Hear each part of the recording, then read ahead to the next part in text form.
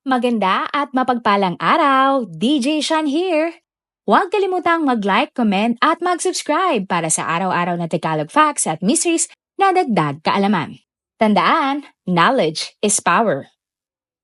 Nangyari na ba sa'yo na may nag-send sa'yo ng friend request o nag-message sa iyong mga kilalang muka o sabihin nating artista? Naniniwala ka ba na kapag nag-send sa'yo ang taong ito na mukha nga ng artista ang gamit, naniniwala kang sila ang tao sa likod ng Facebook account na ito? At kapag ba may artista na kumausap sa'yo sa cellphone ay maniniwala ka ba? Ang kwento natin ngayon ay tungkol sa isang artista sa Hollywood na nang-scam umano ng isang babae. Isang kilalang artista na bumibida nga sa mga sikat na palabas katulad ng Mr. and Mrs. Smith, ang nanghuthot at nang-scam umano sa isang babae ng mahigit $830,000 o katumbas ito ng 47 million pesos. Pero sino nga ba ang artistang ito at bakit niya ito ginawa? Ang sikat na artista na tinutukoy sa ating video ay walang iba kundi ang action movie star na si Brad Pitt. Pero ang Brad Pitt na ito ay peke. Tara, ating talakayin ang peking Brad Pitt na nang-scam ng pera sa isang babae sa pamamagitan nga ng krimen na tinatawag na love scam o romance scam. Ating ngang pag-usapan para inyong maiwasan at alamin kung paano nga ang isang scammer ay naging kamukha ni Brad Pitt. Ang babaeng biktima ng peking Brad Pitt ay kinilalang si Anne. Si Anne ay 53 years old na isang French woman. Mukhang simple lamang ang buhay niya sa panlabas na kanyuan. Pero ang asawa niya, isang milyonaryo. Pero tulad nga ng sinasabi ng iba, hindi lahat ng mayaman ay masaya. Si Anne kasi ay may problema. Napaka-lonely at siya ay sobrang lungkot. Ang relasyon kasi ng kanilang asawa ay hindi na maayos pa. Magkahiwalay sila ng tirahan at nasa proseso na nga ng divorce. Si Anne ay walang madalas kausap. Wala siyang karamay sa kanyang problema. At sa dami nga ng gabi na umiiyak siya sa kanyang higaan, isang simpleng mensahe sa Instagram ang bumago sa kanyang buhay. Hello my dear. Isang matandang babae na ang pangalan ay Jane ay nag-message kay Anne. Simple lang ang simula ng kanilang usapan. Kamustahan at halatang kinukuha ang loob ni Anne. Hanggang sa naging araw-araw na nga ang kanilang pag-usap sa chat. At hindi nagtagal naging magkaibigan na nga sina Anne at Jane. Hanggang sa isang araw, nabanggit ni Jane ang mga katagang, Anne, you're such a kind and elegant woman. You know my son needs a woman just like you. Why didn't I introduce you to my son? Pero, sino nga ba ang anak ni Jane? Ang sinabi niyang anak ay ang sikat na Hollywood star na si Brad Pitt. At nang marinig nga ito ni Anne, nataranta at nakilig siya sa tuwa. Sino ba naman ang hindi maaaning kung maririnig mo na pwede mong makilala at makausap si Brad Pitt ng personal? Pero syempre, nagduda si Anne. Pero nagpadala ng ilang selfie si Brad Pitt at ipinakita nga ito kay Anne. Kaya dito na nakumbinsi si Anne na ang lalaki talaga na anak ni Jane ay si Brad Pitt, ang Hollywood actor. At dito na nga pumayag si Anne na makipag-chat sa lalaki. Simula nga noon, araw-araw na silang mag-uusap. Nagpapalitan ng mga sweet messages, poems, love quotes at marami pang iba. Sinasabi pa nga ni Brad Pitt ang mga katagang, You make me feel life again, Anne. You're the light in my darkness. Yan nga ang mga mensahe na madalas matanggap ni Anne mula kay Brad Pitt. Kaya naman bumalik ang kulay ng mundo ni Anne. Para siyang teenager na umibig muli, kinikilig at nagmamahal. At pakiramdam nga ni Anne, hindi na siya nag-iisa. May kasama na siya at nagpapasaya ng kanyang puso. Pero tila may kakaiba. Tuwing niyayaya kasi ni Anne si Brad na tumawag, lagi itong may dahilan. Busy umano ang lalaki dahil siya ay may mga shootings. Minsan naman sinasabi niyang wala siyang signal at puro text lamang silang dalawa. Naniwala naman si Anne sa mga sinasabi ni Brad Pitt. Dahil sino nga ba naman ang hindi maniniwala kung si Brad Pitt ang makakausap mo at padadalan ka ng mga video? Isang araw, nag-propose na nga si Brad Pitt dahil gusto niya umanong pakasalan si Anne. Kahit ni minsan ay hindi pa sila nagkita ng personal, at hindi nagkakausap sa telepono. At si Anne, umasa at naniwala nga kay Brad Pitt. Sino ba naman kasi ang hindi kikiligin kay Brad Pitt? Kaya naman umuo si Anne sa alok na kasal ni Brad Pitt. At pagkatapos ng ilang linggong pag-uusap, isang regalo ang pinadala ni Brad Pitt kay Anne. Sinabi ni Brad Pitt na may mamahaling regalo siyang ipapadala sa kanyang fiancé. Gaya nga ito ng mga Louis Vuitton, Chanel at Rolex. At kung susumahin, halos milyon-milyon ang halaga nito. May ipinadala pa ngang video ang lalaki para masabi niya na ito ay totoo. Pinakita niya kay Anne na para siyang nasa isang luxury store. Pinapakita pa niya nga ang mga items na ipapadala niya umano kay Anne. At makalipas ang ilang araw, may dumating umanong email mula sa isang customs agent. Kailangan umano magbayad ni Anne ng $5,000 o katumbas ng almost 300,000 pesos bilang buwis sa import tax para ma-release ang packages na ipinadala sa kanya. Ito nga ay para makuha niya ang lahat ng ito. Nagtaka naman si Anne at sinabi kay Brad Pitt kung bakit hindi na lang siya ang magbayad. Sagot naman ni Brad kay Anne, "My accounts are frozen because of my recent divorce cases with Angelina Jolie." At si Anne naniwala naman agad dahil gusto niyang ipaglaban ang kanyang relasyon kay Brad Pitt. At agad siyang nagpadala ng pera sa customs agent. Pero walang dumating. At ang customs officer, isang scammer. Dahil ito na nga ang twist. Hindi talaga si Brad Pitt ang kausap ni Anne. At hindi rin anak ni Jane si Brad Pitt. Dahil maging si Jane ay peke at ang customs officer ay peke. Lahat ng ito ay peke. At ang kausap ni Anne ay isang grupo pala ng mga scammers na pinaniniwalaang nakabase sa Nigeria. Pero marahil nagtataka ka, bakit may selfie si Brad Pitt at nagawa nitong isend kay Anne ang mga video ni Brad Pitt? Bakit may mga mensahe din si Brad Pitt kay Anne? Ang lahat ng nare-receive ni Anne ay AI-generated o deepfake. Gawa lamang sa internet at iba't ibang mga applications. Ang mga mensahe, video at larawan ay puro peke. Gawa ng isang teknolohiya na ngayon ay napakadali na ngang gawin ng kahit na sino. Pero dahil si Anne ay hindi tech-savvy o hindi masyadong maalam sa teknolohiya, hindi niya alam na may mga ganun na palang teknolohiya. At para sa kanya, totoo si Brad Pitt at higit sa lahat, mahal siya nito.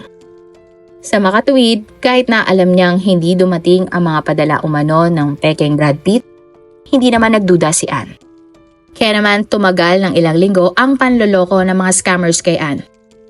Laging may bagong dahilan ang Brad Pitt na ito para makahuthot ng maraming pera kay Anne. Sasabihin niya na may kailangan siyang bayaran sa customs o hindi naman kaya ay may kailangan siyang bayaran na medical bills. Kung hindi naman medical bills, sasabihin ng peking Brad Pitt na na-froze ang kanyang account. Tila nga sinasabi niya na kailangan niyang mangutang kay Anne ng pera. At dahil nga mahal na ni Anne si Brad Pitt, lagi siyang nagbibigay ng pera. Dumating na sa punto na nagsisimula ng magduda si Anne. Pero sa tuwing siya ay magkakaroon ng mga katanungan, may bagong video na isinesend ang peking Brad Pitt na AI-generated. At pati nga ang boses ni Brad Pitt ay kuhang-kuha din at halatang robot. Nagpapaliwanag, umiiyak at nagmamakaawa kay Anne. Sinasabi din niya kay Anne ang mga katagang, "Please don't leave me, I love you." At syempre, naantig naman ang damdamin ni Anne. Pinanghahawakan niya ang paniniwala na mahal siya ni Brad Pitt. At pagkatapos nga ng ilang buwan, tuluyan nang na-finalize ang divorce ni Anne sa dati niyang asawa. Nabanggit niya ito kay Brad Pitt at sinabi din niya na may malaking siyang perang matatanggap. At dito na nga jumakbat ang mga scammers. Biglang sinabi ni fake Brad Pitt na may cancer umano siya at kailangan niya ng tulong para sa treatment. Pinapadala niya ng picture si Anne na nasa ospital siya at may tubo sa katawan na parang bagong opera. May nag-email din kay Anne na nagpanggap na doktor. May ID, may pangalan at may perma. Pero syempre lahat ng iyon ay peke at gawa-gawa lang din ng grupo ng mga scammers. Pero si Anne, nagpapadala pa rin ng pera. Ito nga ay umabot sa $10,000, $25,000 at $100,000. o katumbas nga ng halos 5 milyong piso.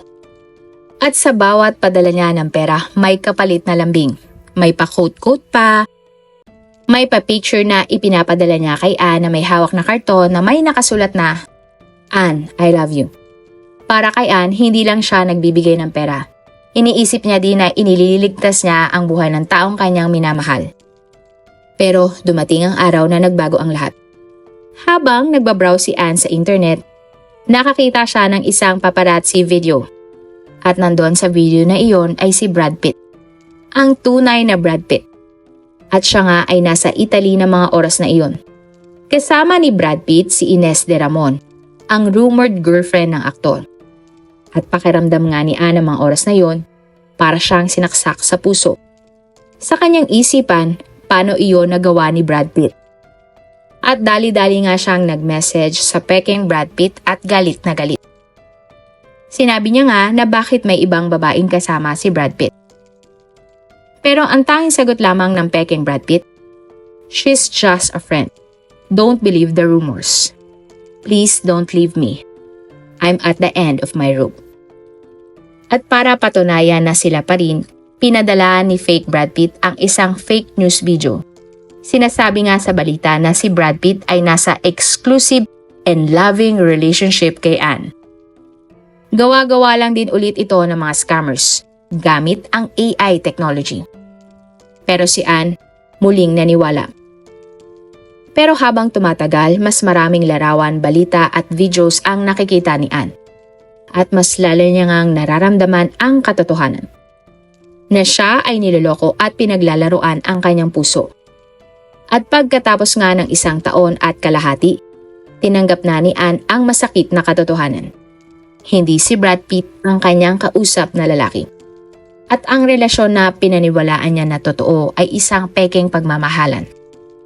At ang pera ngang naitangay kay Ann ay umabot ng $865,000 o halos katumbas ng 50 million pesos. At dito na nga na-realize ni Ann na siya ay naloko. Pero akala mo tapos na? May isa pang scam ang ginawa ang mga scammers kay Ann. Matapos kasi ang ilang araw, may tumawag naman na nagpanggap na FBI agent kay Ann.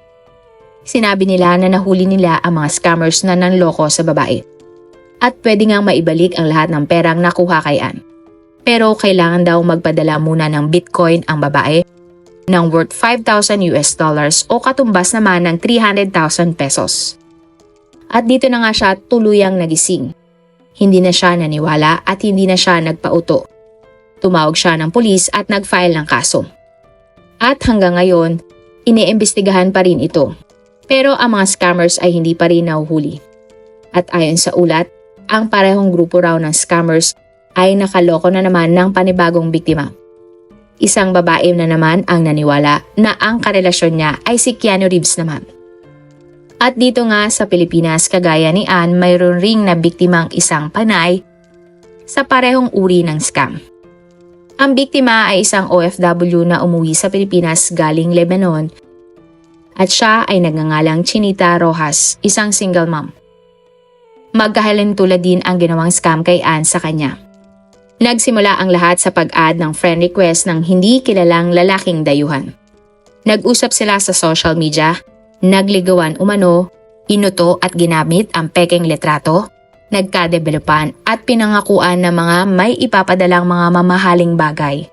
Sinendan nga siya ng mga litrato na binili umano ng lalaking foreigner na mga mamahaling bagay na ipapadala niya umano sa Binay.